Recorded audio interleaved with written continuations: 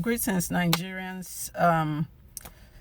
I want to say a few things, and I have to be fast because I don't have enough barist space on this. My name is IJ Onwibu, and please share this video and subscribe to the channel. I use this channel to document the work of my foundation, and as well as put out any message I have once in a while.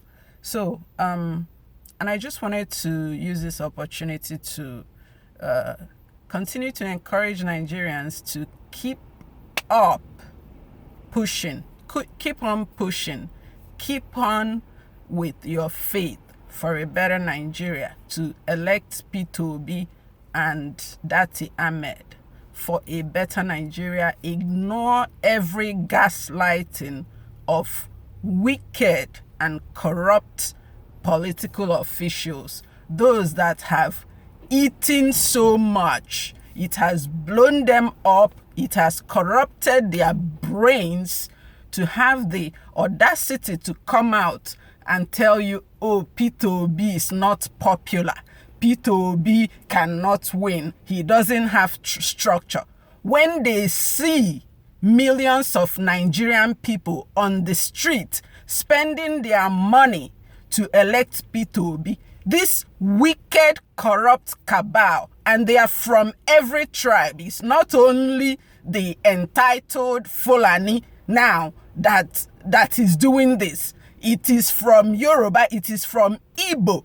Shameless people. I encourage you to ignore these people and know that your votes are what counts, your individual votes. The structure and the popularity they are talking about, which is a lie. It does not matter what they are talking about. What matters is that your votes are what counts. Keep on pressing. Go out that day and vote. Do not let these people use fear and intimidation to demoralize you not to vote. And I want you to remember that any change, any good thing that will come to Nigeria will have to be done by the people. It cannot be done in any other way. You cannot import people to do it for you. You cannot push another country to help you. You cannot do that. You have to be the one to do it. And how do you do it? By doing what you can at every moment in time. And what can you do at this moment in time? It is to cast your vote. Peter Obi and Datti Ahmed, they are very popular. We see it here in the Western world. They are highly popular and well structured. Who made it so? You, the people that are spending your money, getting out on the streets, advertising them out there, and doing everything that is possible to make sure they are elected. They will win. If they don't win, there is a hanky-panky in it. And let me tell you something. If that happens, do not let these wicked, corrupt idiots steal your mandate. Take it back from them and give to Obi and Datti. Now, speaking of this craziness going on, tribal bigotry will be the Waterloo of the Nigerian people if you let it.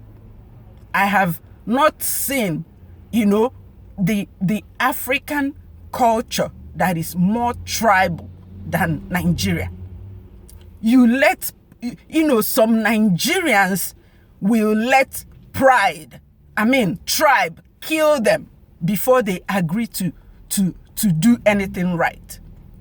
Now, with Obi, because he's Igbo, everybody now want to remember their tribes because they feel like an Igbo man is not worthy to be a Nigerian president. Really? And at the same time, these same people are strongly opposed and adamant against dividing Nigeria. How can you have it both ways? How can you refuse for Nigeria to be divided so that these Igbos that you loathe can go their own way? You don't want that to happen. At the same time, you feel like Igbo people are not, an Igbo man or woman is not worthy enough to become a Nigerian president. Is everything all right up there? Are you crazy or something? You think that Igbo people you just want them to be slaves to you? Seriously? You must be crazy. That's not going to happen. You have to choose one. Do you want Nigeria to be divided or not? If you don't want Nigeria to be divided, then Igbo man or woman must have turns at becoming the president of Nigeria. At some point, a qualified one, not just any Igbo man. Because there is an Igbo man that will be running for this presidency. None of us will support it. Those of us Igbos, wise ones that are supporting Obi's candidacy, is because we see that he is very qualified, at least more qualified than anybody else in that ticket. Okay? Now, that aside, the second thing I want to say, some of you Igbo people that are against Peter Obi, and now I'm going to speak of the prominent ones, Ato Eze and Soludo.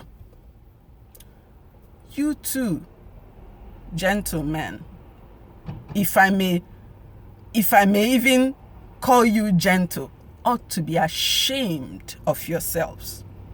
You ought to be ashamed of yourselves.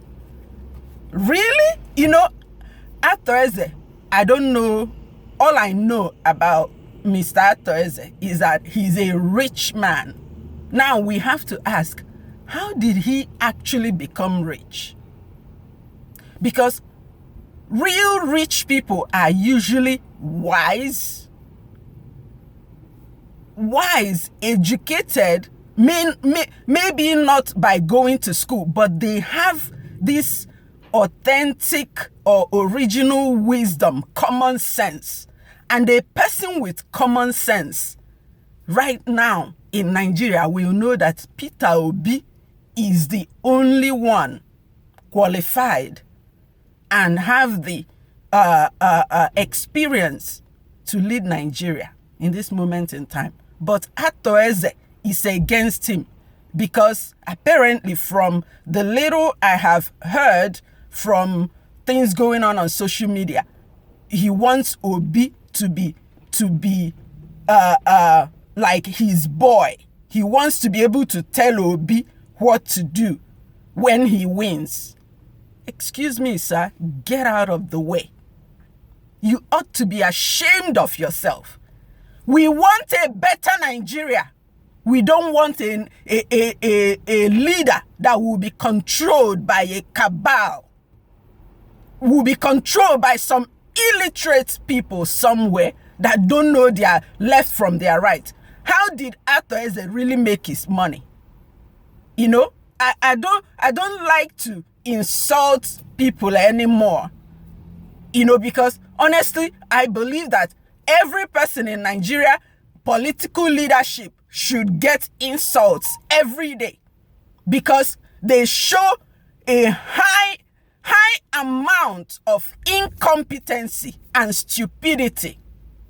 But because of decency, I don't like to insult people anymore. I like to rather try to talk sense. But this adamant opposition of Obi by people that should know better, Atoeze, you ought to be ashamed of yourself. Stop talking.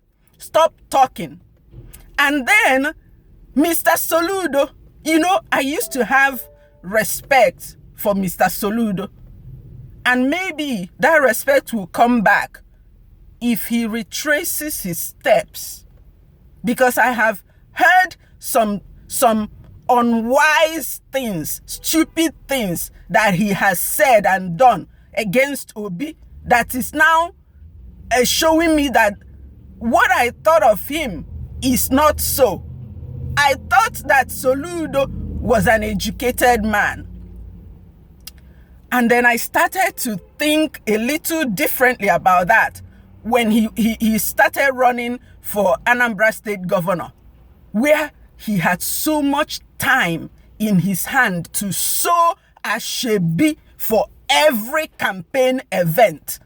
What educated man that knows the more important things in life will have time to be sowing ashebi for every campaign event?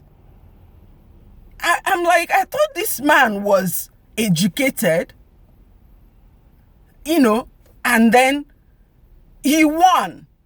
He did show dedication in that campaign, always prepared and giving his speech. So, I let that, take more space in my thinking. And, and I say, okay, nobody is perfect. Maybe he likes some, fun things, whatever. But now, this man is fighting against Obi, saying things that Obi, should not win. He doesn't have structure. What? Or is it just jealousy because Obi is getting all this attention and it's not you? You like to grab attention all to yourself? Are you a narcissist or something? We don't need some stupid distractions the way Nigeria is now. Some of us cannot come to Nigeria for fear of our safety. And you want this corruption, evil, wickedness to continue. You open your mouth to say Obi doesn't have structure. What the hell? What the hell is structure compared to a man that is more qualified, experienced, with integrity? What the hell does structure have to do with him winning and doing the work that is needed to fix Nigeria? Please stop talking, Soludo. Stop embarrassing yourself the more. You need to do something to redeem your image now because you have spoiled it. You're not educated as I thought. What nonsense.